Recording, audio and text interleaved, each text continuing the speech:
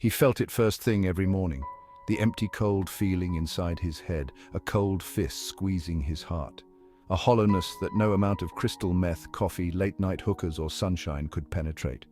He carried it with him, a lead weight in his chest. Outwardly he was charming, quick with a smile, a joke always ready. People were drawn to his easy confidence, his effortless charm. They saw a man in control, successful, content. They saw nothing of the storm brewing beneath. The truth was, he was a prisoner in his own mind, haunted by memories he couldn't outrun, a childhood steeped in fear, in the unpredictable explosions of a father's rage. The echoes of those years reverberated in his bones, a constant throbbing ache. He told himself he was different, that he had escaped the cycle of abuse. There will be no end until the mask has slipped. The monster has been revealed and the bruises have been left behind. The anger always simmered just below the surface, a tightly wound spring coiled and ready to snap. It started with small things, a misplaced key, her tone of voice, a spilled drink, irritations that morphed into monstrous injustices in the cauldron of his mind. His control, so carefully cultivated, began to slip. The smile became strained, the eyes a touch too bright. His words, usually laced with humor, took on a sharp edge, a biting sarcasm that left others bewildered and uneasy. He hated this part of himself, this hair-trigger temper that threatened to expose the darkness he kept so carefully hidden. He loathed his weakness, his inability to keep the monster at bay. And with each outburst, the guilt and self-loathing only grew, fueling the inferno within. He became a master of disguise, a chameleon shifting between charm and rage, leaving those around him off balance, unsure of who he really was. But the mask was cracking, the seams splitting under the strain of his internal war. The transformation was never instantaneous. It was a slow, insidious poisoning, a gradual blurring of the lines until he no longer recognized himself in the mirror's reflection. He became a stranger, both terrifying and pitiable. Like Jekyll and Hyde, he was two men trapped in a single body. One, a phantom of the man he yearned to be, kind, loving, worthy of affection. The other, a creature of pure, unadulterated rage, fueled by past demons and a present he couldn't control. He was a prisoner of his own making, his carefully constructed facade crumbling around him, revealing the monster beneath. And as the darkness consumed him, he clung to the woman he loved, a lifeline in a tempestuous sea. But his touch, once a source of comfort, became a brand, scorching her with the intensity of his need and the ferocity of his fear. He was losing the battle for his soul, and in his desperation he dragged her down with him. Echoes of a broken past. His childhood home was a battlefield, the air thick with tension, punctuated by the shattering of glass and the booming rage of his father. His mother, a ghost flitting through the wreckage, eyes downcast, bearing the brunt of his father's fury with a stoic silence. He learned to walk on eggshells, to anticipate his father's moods, to gauge the temperature of a room before entering. Survival depended on his ability to disappear, to become invisible in the face of his father's volatile emotions. Love, in his young mind, became synonymous with pain, a dangerous, unpredictable force that could turn on you in an instant. He craved affection, yet flinched at a raised voice, a sudden movement. His childhood was a masterclass in the art of self-preservation, a brutal apprenticeship in the language of abuse. Now, as an adult, those same patterns played out in his own life. The fear, the anger, the desperate need for control. He was a mirror reflecting back the sins of his father, a chilling testament to the enduring power of the past. And so began love's demise, rage's ascent. He loved her, he truly did.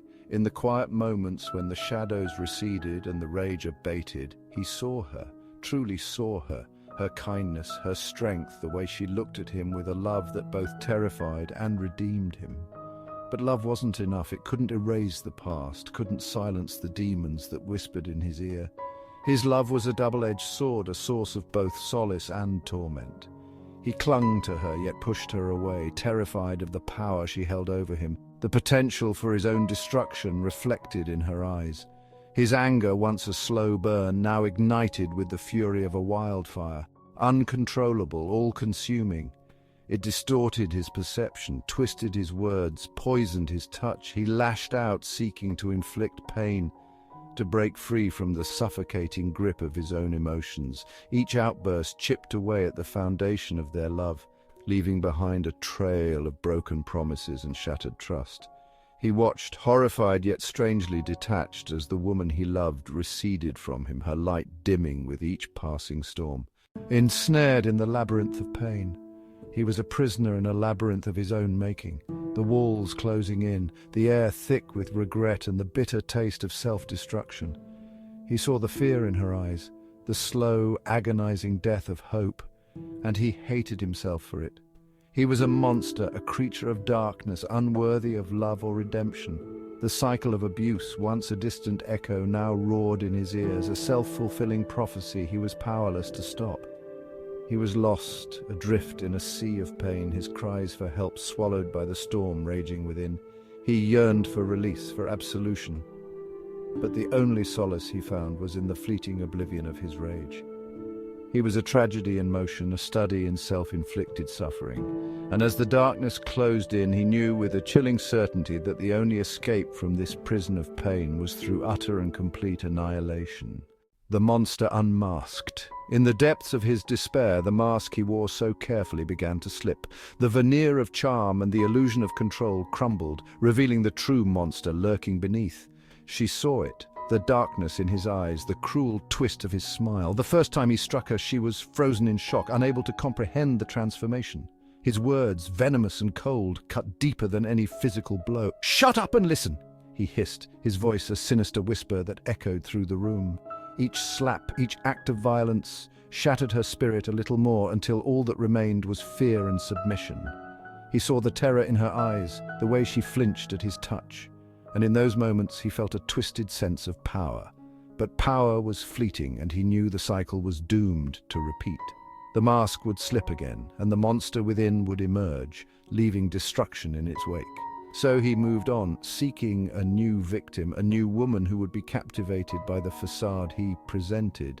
She would see only the charm, the kindness, the perfect reflection of a man who did not exist. She would not see the cracks, the rage simmering beneath the surface, the hidden monster waiting to pounce. He was a predator, a master of deception, and as he ensnared another unsuspecting soul, he knew the cycle would continue. The mask would stay in place for a time, until the darkness within could no longer be contained. And then the tragedy would begin anew, a never-ending spiral of pain and suffering. The monster was unmasked, and the reflection in the mirror was not of a man, but of a beast, forever trapped in the labyrinth of his own making. He had chosen to go from abused to abuser, carrying the weight of his own dark secrets and lies. The illusion's end was inevitable, carrying the weight of his secrets and lies into the lives of all those whose hands he touched with love. He wove a web of deceit that ensnared his victims in a sea of fantasy.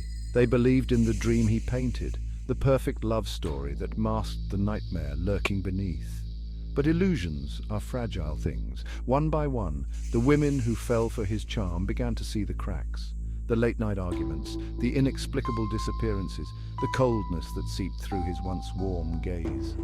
They started to feel the sting of his words, the subtle manipulations that left them questioning their own reality.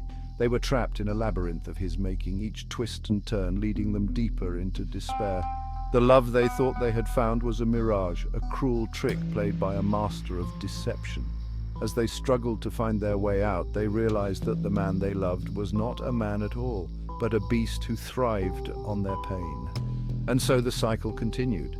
He moved from one victim to the next, leaving a trail of bruised, broken hearts and shattered lives in his wake. But with each new conquest, the mask grew thinner. The monster beneath, more visible. The illusion's end was inevitable. As in all his relationships, it would happen again, the violence, the rage, and one day he would be unmasked once again for all to see. Until then, he remained a shadow in the minds of the battered women he left behind forever. A memory of his love and violence remains always in the corners of their minds, a reminder of the love that was never real. The monster was unmasked, and the reflection in the mirror was not of a man, but of a beast, forever trapped in the labyrinth of his own making. He had chosen to go from abused to abuser, carrying the weight of his own dark secrets and lies into the lives of all those whose hands he touched with love. Casting them into a sea of sexual arousal, confusion and darkness, he was a throbbing sexual fantasy fraught with unexpected violence, from which there will be no escape until the end. When the mask has slipped, the monster has been revealed, his fists leaving bruises both visible and those hidden bruises that will be hidden like his ever-slumbering sexual violence, deeply hidden, locked up deep inside.